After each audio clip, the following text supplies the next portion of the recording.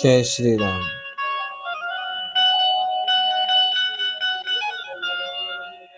नारद कहेहु सहित अभिमाना, कृपा तुम्हारी सकल भगवाना। करुणा निधि मन दीख विचारी, उर अंकुर गर्भ तरु भारी। नारद जी ने अभिमान के साथ कहा, भगवान यह सब आपकी कृपा है। करुणा निधान भगवान ने मन में विचार कर देखा कि इसके मन में गर्व के भारी वृक्ष का अंकुर पैदा हो गया।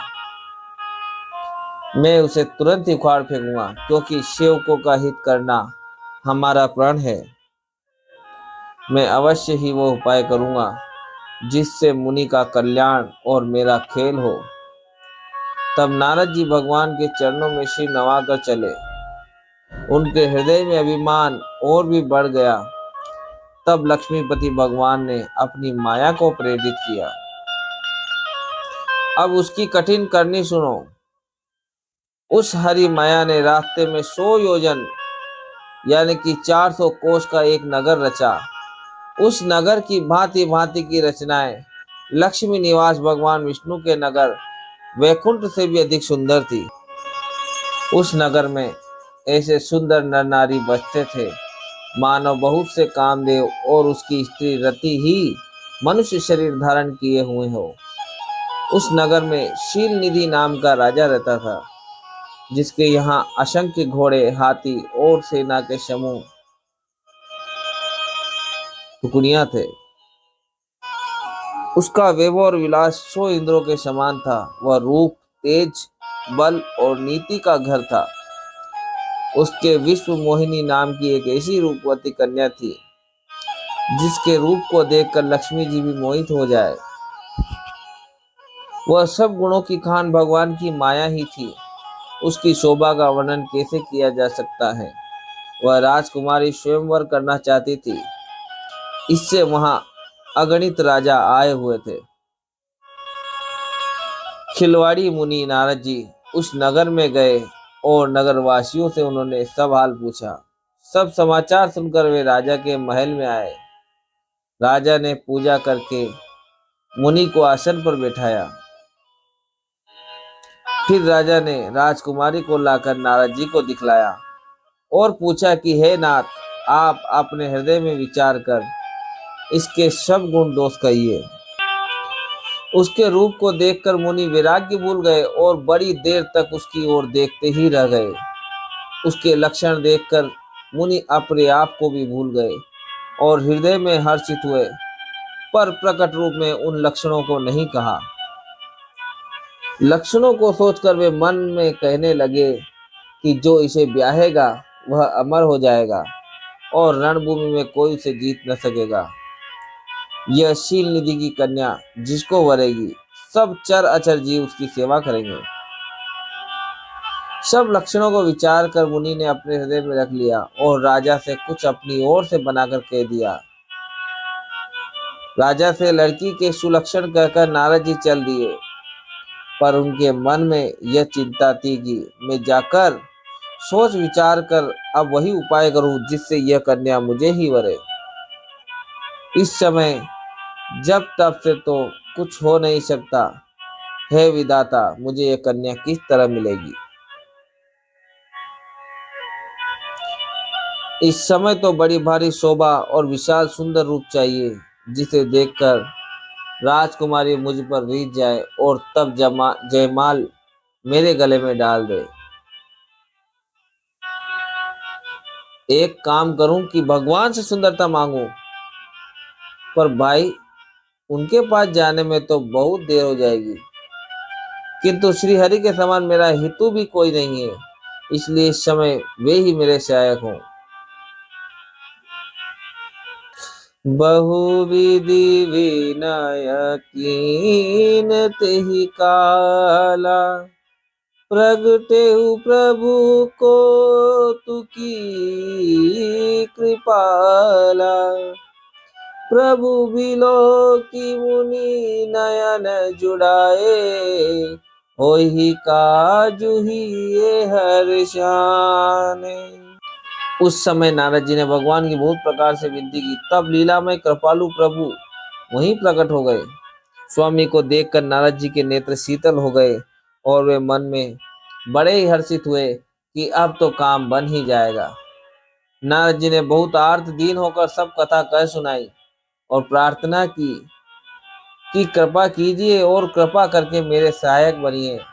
हे प्रभु, आप अपना रूप मुझको दीजिए और किसी प्रकार मैं उस राजकन्या को नहीं पा सकता। जय विधि नाथ होई हित मोरा, करहु तो बेगी दास में तोरा। निज माया बल देखी विशाला, हिया हसी बोले दीन दयाल। हे नाथ, जिस तरह मेरा हित हो आप वही शीघ्र कीजिए। मैं आपका दास हूँ। अपनी माया का विशाल बल देख दीन दयालु भगवान मन ही मन हंसकर बोले, जेहि विधि होई परम हित, नारद सुनहु तुम्हार। सोई हम करब न आन कछु, बचन न मुषा हमार। हे नारद जी सुनो, जिस प्रकार आपका परम हित होगा हम वही करेंगे, दूसरा कुछ नहीं। हमारा वचन असत्य नहीं होता। हे योगी मुनि सुनिए, रोग से व्याकुल रोगी कुफत मांगे तो वेद उसे नहीं देता। इसी प्रकार मैंने भी तुम्हारे हित करने की ठान ली है। ऐसा कहकर भगवान अंतर्धान हो गए। भगवान की माया के वशीभूत हुए मुनि ऐसे मूड हो गए कि वे भगवान की अगूढ़ स्पष्ट वाणी को भी न समझ सके। ऋषिराज नारद जी तुरंत वहां गए जहाँ स्वयंवर की भूमि बनाई गई थी। राजा लोग खूब सज धज कर समाज सहित अपने अपने आसन पर बैठे थे। मुनि नारद मन ही मन प्रसन्न हो रहे थे कि मेरा रूप बड़ा सुंदर है, मुझे छोड़ कन्या भूल कर भी दूसरे को न वरेगी। कृपा निधान भगवान ने मुनि के कल्याण के लिए उन्हें ऐसा कुरूप बना दिया कि जिसका वर्णन नहीं हो सकता, पर यह चरित कोई भी न जान सका। सबने उन्हें नारद ही जानकर प्रणाम किया। वहां दो शिव जी के गण भी थे। वे सब भेद जानते थे और ब्राह्मण का वेश बनाकर सारी लीला देखते फिरते थे। वे भी बड़े मौजी थे। नारद जी अपने हृदय में रूप का बड़ा अभिमान लेकर जिस समाज पंक्ति में जाकर बैठे थे, ये शिव जी के दोनों गण भी वहीं बैठ गए। ब्राह्मण के वेश में होने के कारण उनकी इस चाल को कोई न जान सका। वे नारद जी को सुना सुना कर व्यंग वचन कहते थे। भगवान ने इनको अच्छी सुंदरता दी है, इनकी शोभा देखकर राजकुमारी रीझ ही जाएगी और हरि यानी कि वानर जानकर इन्हीं को खास तौर से वरेगी। नारद मुनि को मोह हो रहा था क्योंकि उनका मन दूसरे के हाथ मतलब माया के वश में था। शिव जी के गण बहुत प्रसन्न होकर हंस रहे थे। यद्यपि मुनि उनकी अटपटी बातें सुन रहे थे, पर बुद्धि भ्रम में सनी हुई होने के कारण वे बातें उनकी समझ में नहीं आती थी। उनकी बातों को वे अपनी प्रशंसा समझ रहे थे। इस विशेष चरित्र को और किसी ने नहीं जाना, केवल राजकन्या। नारद जी का वह रूप देखा, उनका बंदर का सा मुंह और भयंकर शरीर देखते ही कन्या के हृदय में क्रोध उत्पन्न हो गया। तब राजकुमारी शकियों को साथ लेकर इस तरह चली मानो राजहंसिनी चल रही है। वह अपने कमल जैसे हाथों में जयमाला लिए सब राजाओं को देखती हुई घूमने लगी। जिस ओर नारद जी रूप के गर्व में फूले बैठे थे, उस ओर उसने भूल कर भी नहीं ताका। नारद मुनि बार बार उचकते और छटपटाते हैं। उनकी दशा देखकर शिव जी के गण मुस्कुराते हैं। कृपालु भगवान भी राजा का शरीर धारण कर वहां जा पहुंचे। राजकुमारी ने हर्षित होकर उनके गले में जयमाला डाल दी। लक्ष्मी निवास भगवान दुल्हन को ले गए। सारी राजमंडली निराश हो गई। मोह के कारण मुनि की बुद्धि नष्ट हो गई थी। इससे वे राजकुमारी को गई देख बहुत ही विकल हो गए, मानो गांठ से छूटकर मणि गिर गई हो। तब शिव जी के गणों ने मुस्कुराकर कहा, जाकर दर्पण में अपना मुंह तो देखिए। ऐसा कहकर वे दोनों बहुत भयभीत होकर भागे। मुनि ने जल में झांक कर अपना मुंह देखा। अपना रूप देखकर उनका क्रोध बहुत बढ़ गया। उन्होंने शिव जी के उन गणों को अत्यंत कठोर शाप दिया। हो निशाचर जाए तुम कपटी पापी दो, हासे उहा मही शोले हुपल बहुरी हासे मुनि को। तुम दोनों कपटी और पापी जाकर राक्षस हो जाओ। तुमने हमारी हंसी की, उसका फल चखो। अब फिर किसी मुनि की हंसी करना। मुनि ने फिर जल में देखा तो उन्हें अपना असली रूप प्राप्त हो गया। तब भी उन्हें संतोष नहीं हुआ। उनके होंठ फड़क रहे थे और मन में क्रोध भरा था।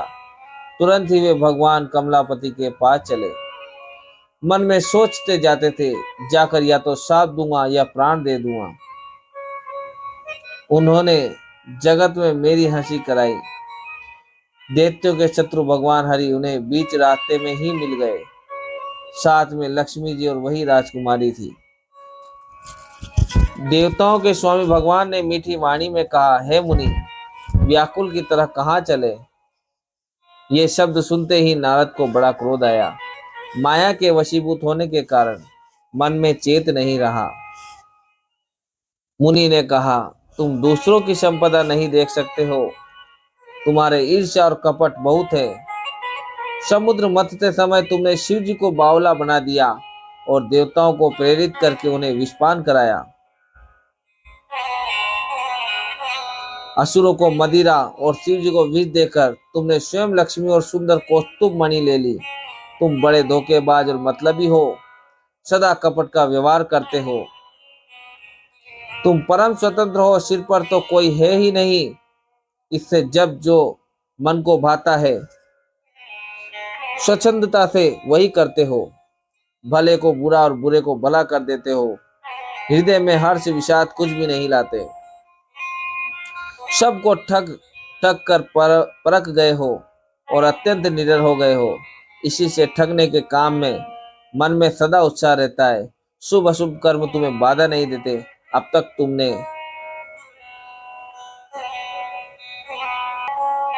तक तुमको किसी ने ठीक नहीं किया था। जय श्री सीताराम।